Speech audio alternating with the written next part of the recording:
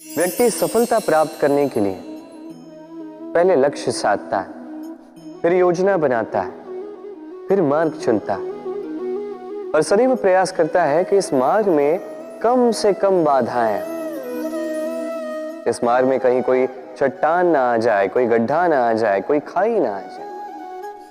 और यही सबसे बड़ी भूल वो कर बैठता है। कैसे? सोचिए, एक सरल सपाट मार्ग आपको कहां ले जाएगा? एक सीधे सपाट स्थल। यहां तो कोई भी पहुंच सकता है, इसमें विशेष क्या है? सोचिए, यदि आपके मार्ग में गड्ढे हो, खाई हो, चट्टाने हो, तो इसके परे एक शिखर भी है जो आपकी प्रतीक्षा कर रहा है।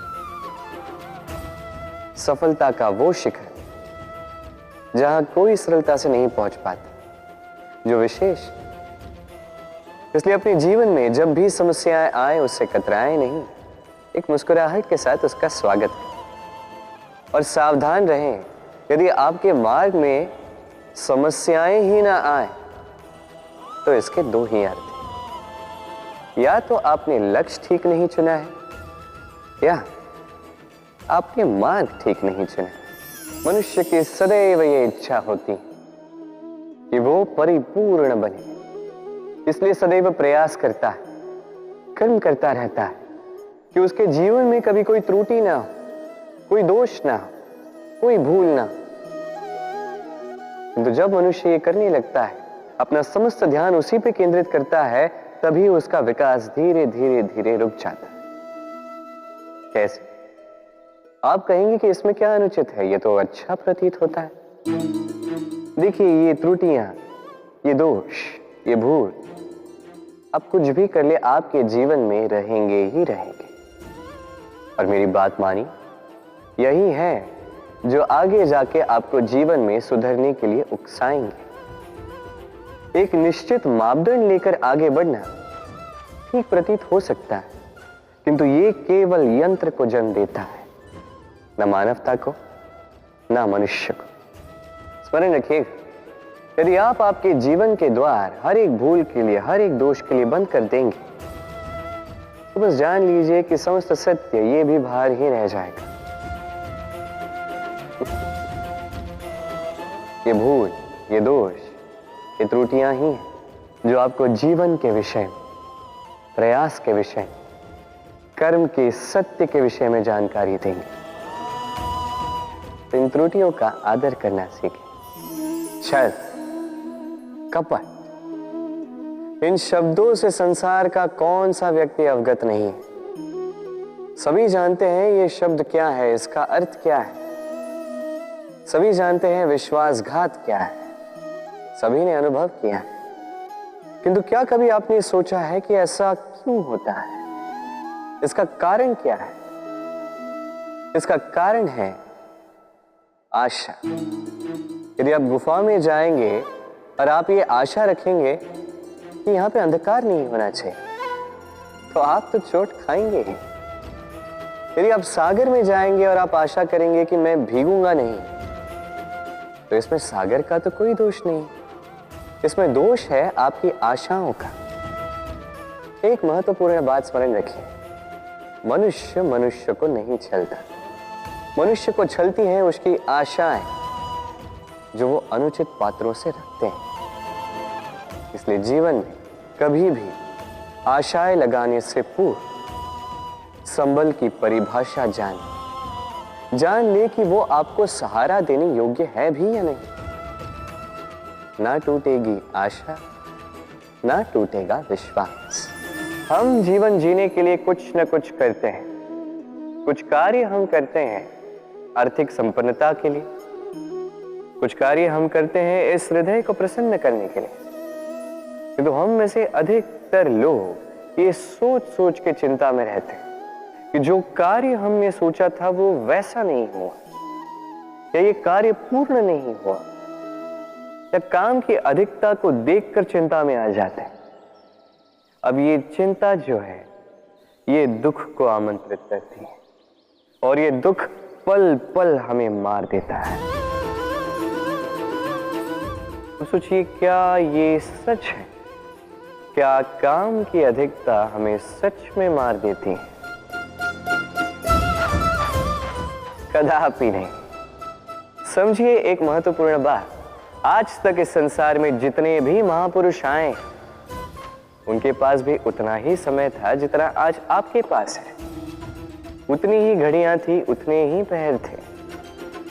अंतर बस इतना कि उन्होंने चिंता में समय नष्ट नहीं किया, उन्होंने योजना बनाई, उसे कार्यान्वित किया और जीवन में महान से महान कार्य किए, जिसके कारण आज भी हम उन महापुरुषों को स्मरण करते हैं।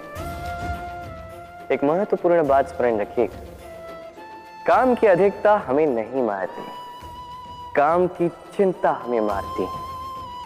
तो इस चिंता को कहीं त्याग दीजिए और निरंतर प्रयास कीजिए, योजनाबद्ध बन जाइए और जीवन में केवल आगे बढ़िए। आनंद ही आनंद होगा।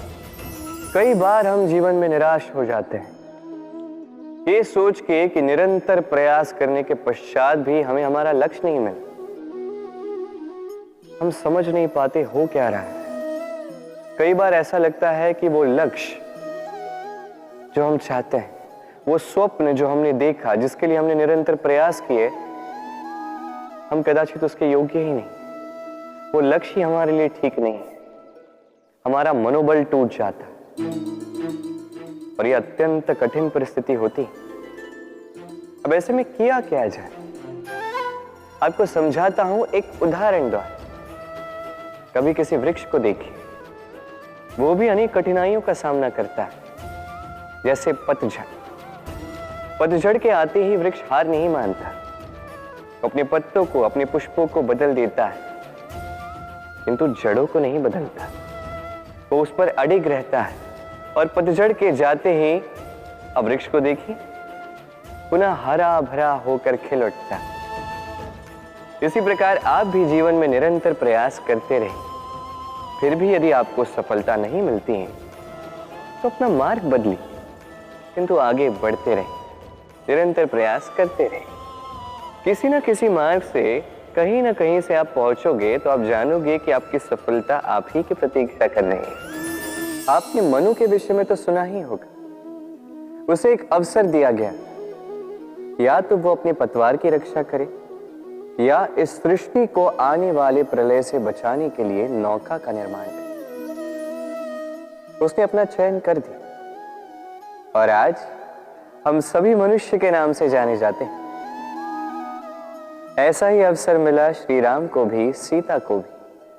उन्होंने भावनाओं से ऊपर उठकर इस संसार के समक्ष उत्तम उदाहरण प्रस्तुत किया। ऐसा ही अवसर मिला रावण को भी, ऐसा ही अवसर मिला कंस को भी। एक अवसर, अनुचित मार्ग को त्याग कर उचित मार्ग पर आने।